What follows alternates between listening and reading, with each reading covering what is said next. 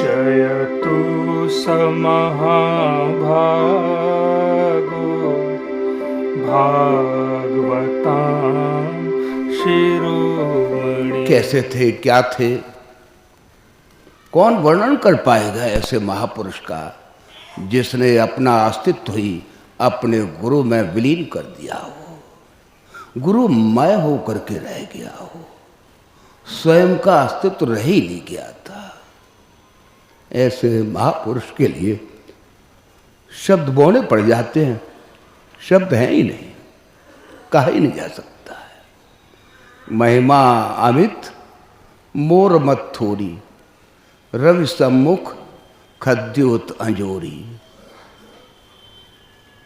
महिमा अमित है, उस महिमा का वर्णन कौन कर पाएगा, असंभव है। अपनी तुच्छ बुद्धि से हम क्या कह पाएंगे। जैसे कि सूर्य के प्रकाश के समक्ष जुगनू का प्रकाश क्या महत्व रखता है, कुछ भी तो नहीं। ऐसे ही हम जो कुछ भी कहते हैं वो तो ऐसे ही समझ लीजिए कि जैसे सूर्य के प्रकाश के समक्ष जुगनू का प्रकाश ही हो रहा है। प्रश्न ये होता है फिर कहते क्यों हैं जब नहीं कह पाते। उससे एक संतुष्टि का आभास होता है, इसलिए जितना भी कह पाते हैं इसीलिए कहते हैं, कुछ तो अंतर में कुछ संतुष्टि प्राप्त हो, कुछ तो उस महापुरुष के बारे में कह पाए हम। कैसे थे, स्वयं कहा करते थे गुरु से मिलना और बात है, गुरु में मिलना बात दूसरी है।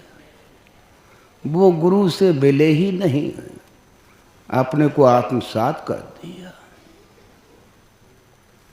जैसे गुरु भक्ता सहजोबाई कहती हैं अपने गुरु के लिए, चरण दास लख सहजोबाई भई सिरानी हो। चरणदास जैसे महान गुरु के दर्शन करके ये सहजो जो है बस तृप्त हो गई है और कुछ नहीं चाहिए। ऐसे ही परम भागवत पंडित जी महाराज प्रथम दर्शन में ही बस तृप्त हो गए, जैसे अभी सुन रहे थे। बस वो यही कहते हैं, मैं पा कृतार्थ हो गया दर्शन चतुर्भुज रूप का। साक्षात परमात्मा स्वरूप गुरु को देख करके मैं कृतार्थ हो गया हूं, अब मुझे कुछ भी नहीं चाहिए, मैं संतुष्ट हूं, तृप्त हो गया। ऐसा उनका भाव रहा था। क्या कहा जा सकता है किस स्थिति के वो महापुरुष रहे थे। इतनी नजदीकी होकर के भी कुछ भी तो नहीं कर पाया। मेरे दोनों भाई बहुत कुछ सेवा करते रहे, बहुत सानिध्य प्राप्त करते रहे, लेकिन मैं नौकरी के झमेले में पड़ा रह गया, पश्चाताप भी रह गया। कभी कभी ये कह दिया करते थे मेरी व्यस्तता को देख करके, अरे छोड़ दे। कैसे वो ममतामयी वाक्य रहा करते थे, उनके हृदय को छोड़ते। जब सुन रहे थे कि वो इतने सादा स्वभाव के थे, उसमें अपने उस अद्भुत व्यक्तित्व को समाहित किए हुए थे, छुपाए हुए थे, प्रकट नहीं हो पाए।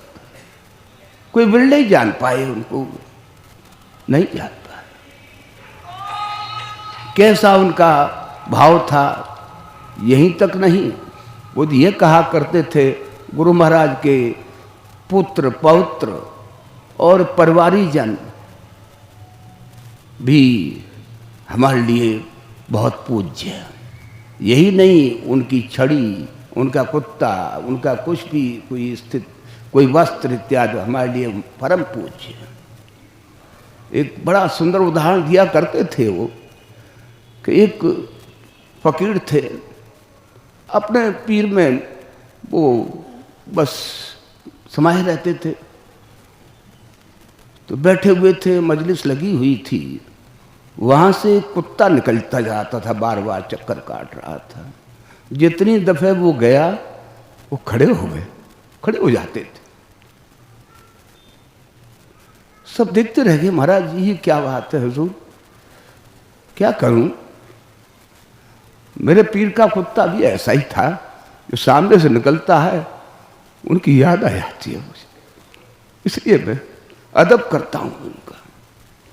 ये भाव था उनका, परम भाव पंडित जी का। वो कहा करते थे गुरु कहीं गए नहीं हैं, कण कण में व्याप्त हैं वो। उनके ये ग्रंथ जो हैं उनका ही स्वरूप है। अनायासी मुझे एक संस्मरण याद आ रहा है। परम पूज्य बड़े भैया साहब की पुत्री, बड़ी पुत्री का विवाह था, अंजू का। बड़े भैया साहब के समधी को सब भेंट कर रहे थे, विदाई का समय था, सब गुरुजन आए हुए थे, अपने भेंट दे रहे थे, सब देख रहे थे। यानी तरह तरह की चीज़ें लाए होंगे, सब चाहते थे हम उन्हें और खुश करें। बड़े भैया साहब के समधी हैं। परंतु चाचा जी को क्या सूझा